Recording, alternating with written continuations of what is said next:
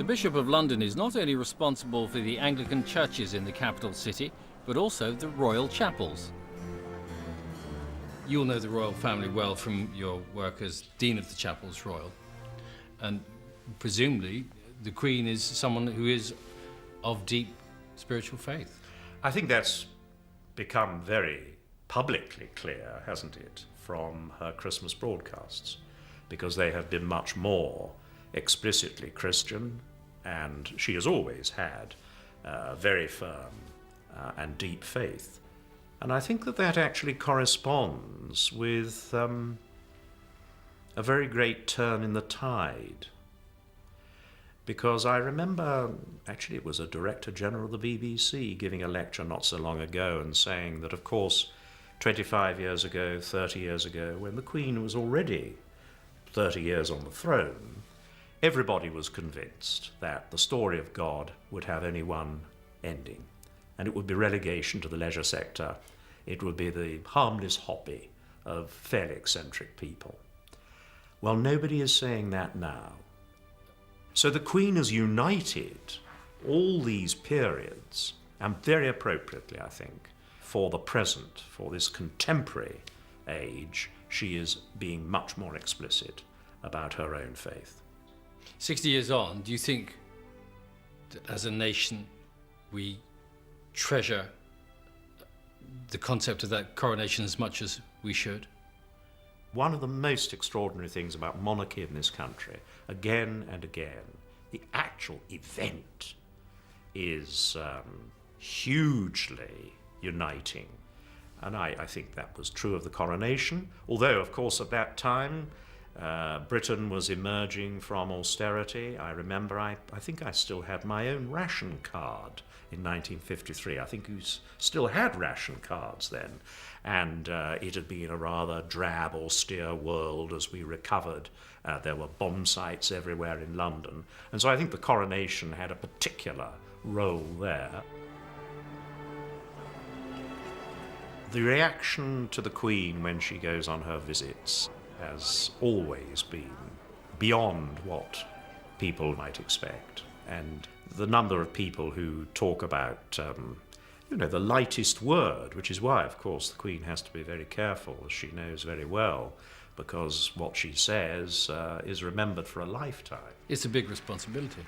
It's a huge responsibility, and I think unless you have gone through every day being engaged, being interested, reaching out to people who may be in awe, looks quite easy, but actually it is an enormous responsibility, and one which I think, if you're thinking about the PR profession, public relations, they're all experts on how you keep yourself in the public eye for about 10 years, because actually after 10 years in the public eye, people are very tired of you.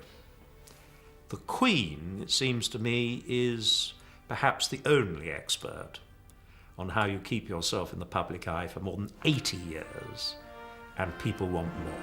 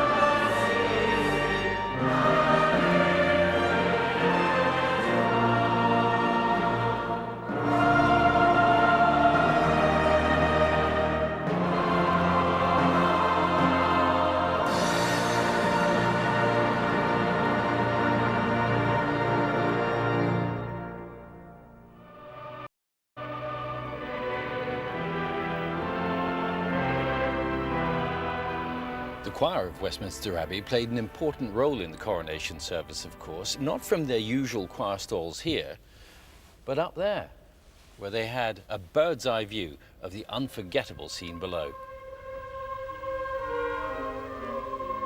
We were in a specially created sort of box, if you like, and we were on the front row. We always like to be in the front row. So we had as good a view as was possible to have, albeit clearly you had to kind of crane towards your right to really see what was going on when Her Majesty was at the high altar, because that wasn't readily in our vision. And we also had to watch the beat from Dr. Mackay to make sure that we were doing what we were supposed to do. But at every opportunity we were able to sort of lean around and check it out, which was great. And your memory is in living colour. Most of us just remember that sort of rather wide shot in grainy, Yes. black and white and not great sound, but you, of course, had a box seat.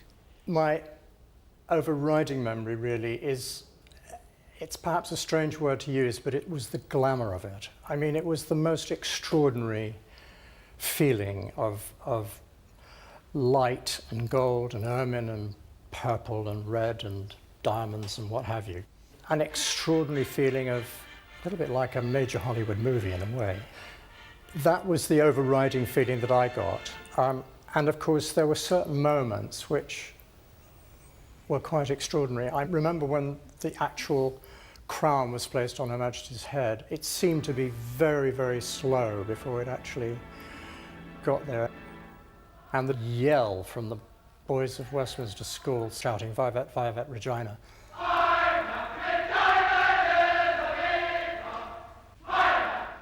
I get goosebumps thinking about it. I mean, that was a huge thrill, you know, when you realise that actually you were in the presence of history. You must have been stuck up there for some time. I think it was about 6 hours. And part of the fun for us was, for the first time, we were allowed to bring a packed lunch. Were you eating during the service? Yes, absolutely. I mean, that was sort of a no-go area. I mean, you can imagine that was not part of the discipline. So to be able to do that legitimately with permission was great. I was personally very lucky because William Mackay, Dr. Mackay, chose 3 boys to sing a solo in unison for a specially commissioned anthem called "O Taste and See." It was a huge honour, of course, and I think Dr. Mackay hedged his bets, because I think the event was so huge that he thought if one of us got nervous, then at least the other 2 would come in. Well, I was the boy who got nervous.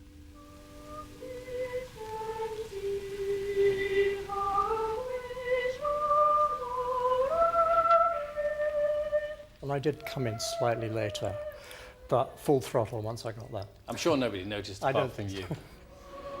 It was a magnificent ceremony all the way through, of course, but some moments would have stood out more than others. For instance, when the Queen first entered the Abbey. I was glad. I mean, one of the most fantastic, exhilarating, powerful pieces of music one would ever have the good fortune to sing, and I loved that. I mean, it was great.